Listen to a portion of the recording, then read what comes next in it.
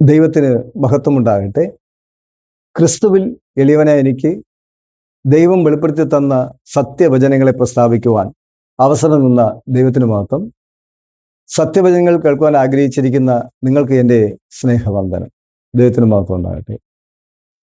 മനുഷ്യർ കരയുന്നവരാണ്, സന്തോഷിക്കുന്നവരുമാണ്.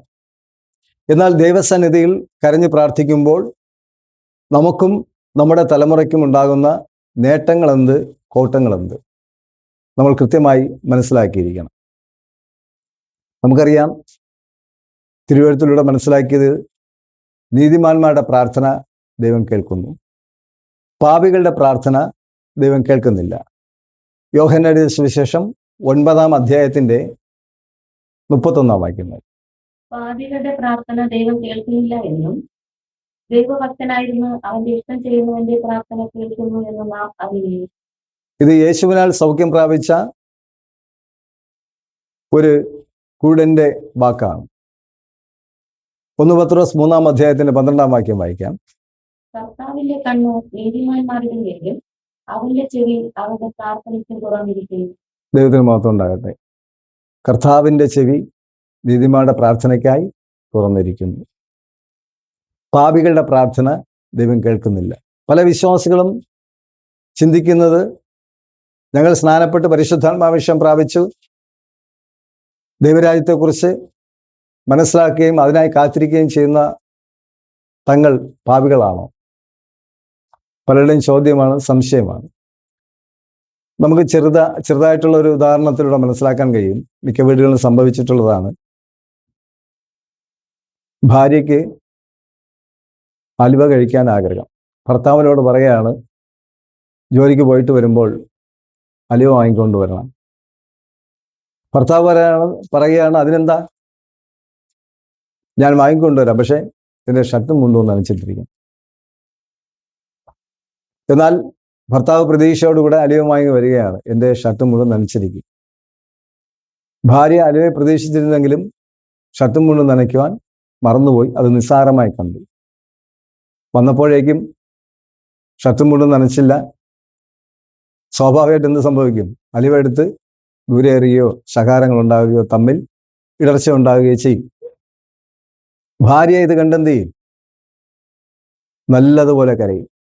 വിശ്വാസിയാണെങ്കിൽ അന്ന് ഏറ്റവും കൂടുതൽ കരയുന്നത് അന്നായിരിക്കും. കരഞ്ഞ് പ്രാർത്ഥിക്കും. ആ സഹോദരി മനസ്സിലാക്കുന്നില്ല. അനുസരിച്ചിരുന്നുവെങ്കിൽ ഈ കുടുംബത്തിനകത്ത് ഇങ്ങനെ ഒരു വിഷയം ഉണ്ടാകില്ല, സമാധാനത്തോടെ സന്തോഷത്തോടെ ആകാമായിരുന്നു. മാത്രമല്ല, ആഗ്രഹിച്ച അലുവ കഴിക്കാനും കഴിയുമായിരുന്നു. മിക്ക വീടുകളിലും സംഭവിച്ചിട്ടുള്ളതും സംഭവിക്കാൻ സാധ്യതയുള്ളതുമാണ്. ഇതിലൂടെ നമ്മൾ മനസ്സിലാക്കേണ്ടത്, നമ്മൾ വിശ്വാസികളായിരിക്കുന്ന നാമും ഇപ്രകാരമാണ്. കരഞ്ഞ് പ്രാർത്ഥിക്കാനും നേർച്ച നേരാനും ഒരു മടിയുമില്ല. പക്ഷെ ദൈവം പറയുന്നത് കേൾക്കാൻ നമ്മൾ മറന്നുപോവുകയോ അല്ലെങ്കിൽ മനഃപൂർവ്വം അത് ചെയ്യാതിരിക്കുകയോ ചെയ്യുന്നതായിരിക്കാം.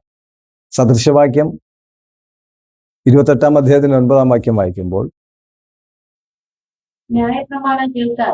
ന്യായപ്രമാണം കേൾക്കാതെ ചെവി തിരിച്ചു കളഞ്ഞാൽ അവന്റെ പ്രാർത്ഥന തന്നെ ദൈവത്തിന് വെറുപ്പാണ്. ഒന്ന് ആലോചിച്ച് നോക്കൂ. ഇവിടെ ഭർത്താവ് പറയുന്നത് അനുസരിച്ചിരുന്നുവെങ്കിൽ അവിടെ നല്ല സന്തോഷം ഉണ്ടാവുമായിരുന്നു, ആഗ്രഹിക്കുന്ന കാര്യങ്ങളൊക്കെ ലഭ്യമായിരുന്നു. ഇവിടെ ദൈവം പറയുന്നത് അനുസരിച്ചില്ല എങ്കിൽ അവന്റെ പ്രാർത്ഥന പോലും ദൈവത്തിന് വെറുപ്പാണ്. നീതിമാന്മാരുടെ പ്രാർത്ഥനയോ ദൈവം കേൾക്കുന്നു. ദൈവത്തിന് മഹത്വം ഉണ്ടാകട്ടെ. അങ്ങനെ കരഞ്ഞ് നിലവിളിച്ച് ഉപവസിച്ച് നന്മകൾ നേടുന്നവരുണ്ട്. ആ നേടുന്നവർ കണക്ക് കൊടുക്കേണ്ടി വരും. ലൂക്കോസിന്റെ സുവിശേഷം 12-ാം അധ്യായത്തിന്റെ 48-ാം വാക്യം വായിക്കും. അധികം ഏറ്റുവാങ്ങിയവനോട് അധികം ചോദിക്കും. പല വിശ്വാസികൾക്ക് അറിയില്ല, തിരിച്ചറിയുന്നില്ല. അവർ കരയുകയും പ്രാർത്ഥിക്കുകയും ഒക്കെ ചെയ്ത് വളരെ പരിശ്രമിച്ച് നന്മകൾ പ്രാപിക്കും. എന്നാൽ അടുത്ത തലമുറ വരുമ്പോഴേക്കും ആ അനുഗ്രഹങ്ങൾ നിലനിർത്താനോ അടുത്ത തലമുറകൾ അനുഗ്രഹങ്ങൾ പ്രാപിക്കാനോ കഴിയാത്ത അവസ്ഥ വരും. കാരണം എന്താണ്? നമ്മുടെ ജീവിതത്തിൽ കഷ്ടങ്ങളും പ്രയാസങ്ങളും ബുദ്ധിമുട്ടുകൾ വരുമ്പോൾ നമ്മൾ അധികം പ്രാർത്ഥിക്കും, എല്ലാ ഞായറാഴ്ചയും പള്ളിയിൽ പോവും, വളരെ സന്തോഷത്തോടുകൂടെ ദൈവത്തിന് പ്രാധാന്യം കൊടുത്ത് ജീവിച്ചു വരുമ്പോൾ മെല്ലെ മെല്ലെ ചില അനുഗ്രഹങ്ങൾ വന്നു കഴിഞ്ഞാൽ പിന്നെ ഇവിടെ അവസ്ഥ എന്താണ്?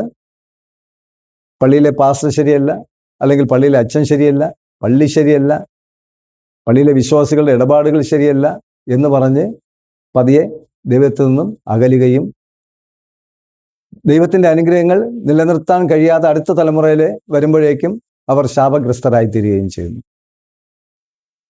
മറ്റൊരു സത്യം മനസ്സിലാക്കേണ്ടത്, കുടുംബങ്ങളിൽ മൂത്ത 2 മക്കളുണ്ടെന്ന് കരുതുക. ഇളയ മകനാണല്ലോ സാധാരണ വാശി കാണിക്കാറുള്ളത്. കടയിൽ കാണുന്ന സാധനങ്ങളെല്ലാം വാങ്ങിച്ചു കൊടുക്കാൻ വേണ്ടി നിർബന്ധിക്കും, കരയും. മാതാപിതാക്കൾ സഹികെട്ട് വാങ്ങിച്ചു കൊടുക്കും. എങ്കിലും ഉള്ളിൽ ഒരു നീരസം ഉണ്ടാകും. ഈ നീരസം മക്കൾ അറിയില്ല. പക്ഷേ ആ നീരസം അടുത്ത തലമുറയിലേക്ക് അനുഗ്രഹങ്ങളുടെ നഷ്ടമായി തീരും. ഇതുപോലെയാണ് പലപ്പോഴും നമ്മൾ കരഞ്ഞ് പ്രാർത്ഥിക്കുന്നതിൽ ഒരു മടിയും കാണിക്കില്ല. പക്ഷെ ദൈവത്തെ നീരസപ്പെടുത്തിയാൽ അടുത്ത തലമുറ ശാപമായി തീരുമെന്നുള്ള ആ ഒരു സത്യവും നമ്മൾ തിരിച്ചറിയുന്നില്ല. അപ്പോൾ നമ്മുടെ വിശ്വാസികളുടെ ഇടയിൽ തന്നെ 2 വിഭാഗം ആൾക്കാരുണ്ട്. ഒന്ന് ദൈവത്താൽ നീതിമാന്മാരായിത്തീരുന്നവരും, മറ്റൊന്ന് പ്രാർത്ഥനയ്ക്കും ആരാധനയ്ക്കും പ്രാധാന്യം കൊടുക്കുന്നവരാണ്. അവർ നീതിമാന്മാരാകാൻ കഴിയാത്തത് കൊണ്ട് അവർ എന്ത് ചെയ്യുന്നു? പ്രാർത്ഥിക്കുകയും ആരാധനയ്ക്ക് പ്രാധാന്യം കൊടുക്കുകയും മറ്റും കാര്യങ്ങൾ, ദശാംശം കൊടുക്കുക, കാണിക്ക കൊടുക്കുക, ഇങ്ങനെയുള്ള കാര്യാദികൾക്ക് പ്രാധാന്യം കൊടുക്കും. അവരുടെ ഓരോ ആവശ്യങ്ങളും അവർ കരയുകയും പ്രാർത്ഥിക്കുകയും ചെയ്ത് നേടേണ്ടി വരും. ഒരുപക്ഷെ നേടുമായിരിക്കാം. എന്നാൽ നീതിമാന്മാരോ? ഹബക്കൂക്ക് 2-ാം അധ്യായത്തിന്റെ 4-ാം വാക്യം. നീതിമാനോ വിശ്വാസത്താൽ ജീവിക്കും. ദൈവത്തിന് മഹത്വം ഉണ്ടാകട്ടെ. വ്യത്യാസം മനസ്സിലാക്കുക. നീതിമാന്മാരാകാൻ കഴിയാത്തവർ കരയുകയും പ്രാർത്ഥിക്കുകയും ചെയ്യുന്ന മാത്രയിൽ ചില കാര്യങ്ങൾ നേടിയെന്നിരിക്കാം. അടുത്ത തലമുറ ആകുമ്പോഴേക്കും അത് ആ തലമുറയ്ക്ക് നന്മ പ്രാപിക്കാൻ കഴിയാതെ വരും. എന്നാൽ നീതിമാന്റെ അവസ്ഥ എന്താണ്? ആ സമയം കരയുകയോ കണ്ണീരൊക്കുകയോ അല്ല ചെയ്യുന്നത്. ദൈവത്തിലുള്ള വിശ്വാസത്താൽ അവൻ ജീവിക്കും. ദൈവത്തിന് മഹത്വം ഉണ്ടാകട്ടെ. സാധാരണ വിശ്വാസികൾ, നീതിമാന്മാരാകാൻ കഴിയാത്തവർ കരയുകയും പ്രാർത്ഥിക്കുകയും കണ്ണീരൊഴുക്കുകയും ചെയ്യുന്നു. എന്നാൽ നീതിമാൻ എന്താണ് ചെയ്യുന്നത്? കരയേണ്ടി വരുമ്പോൾ സന്തോഷിക്കേണ്ടി വരുമ്പോൾ കരയുകയും ചെയ്യും. അതെങ്ങനെയെന്നാൽ, കരയുന്ന ഒരു സാഹചര്യം വരുമ്പോൾ, കണ്ണീരൊഴുക്കേണ്ട ഒരു സാഹചര്യം വരുമ്പോൾ നീതിമാന്മാർ സ്വയം തെറ്റിനെ ഏറ്റുപറഞ്ഞുകൊണ്ട് അനുദപിച്ച് പശ്ചാത്തപിച്ച് ദൈവത്തോട് ഏറ്റുപറയുമ്പോൾ ദൈവത്താൽ ലഭിക്കുന്ന ഒരു ആശ്വാസം, ഒരു പ്രതീക്ഷ, ഒരു സമാധാനം നീതിമാൻ ലഭിക്കും. എന്നാൽ അവൻ ദൈവത്തിൽ നിന്നും സമ്പത്തുകളോ അല്ലെങ്കിൽ അനുഗ്രഹങ്ങളോ ഭൗതികമായ ആത്മീയമായ നേട്ടങ്ങൾ നേരുമ്പോൾ, അത് ദൈവത്തിൽ നിന്ന് പ്രാപിക്കുമ്പോൾ അവൻ നിറകണ്ണുകളോടെ കരയും. അവൻ പറയുന്നത് എന്താണ്? ഇതൊക്കെയും പ്രാപിപ്പാൻ എനിക്ക് എന്ത് യോഗ്യതയുണ്ട്, ഞാൻ എന്ത് നല്ലത് ചെയ്തു. ഇതാണ് നീതിമാന്മാരും അല്ലാത്തവരും തമ്മിലുള്ള വ്യത്യാസം.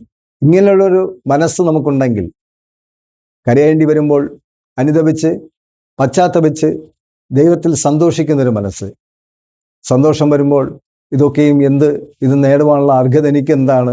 ദൈവത്തിൻ്റെ ദാനമല്ലേ, ദൈവത്തിൻ്റെ സ്നേഹമല്ലേ ഇതൊക്കെ എനിക്ക് ലഭിച്ചത് എന്ന് പറയാനുള്ള മനസ്സ്.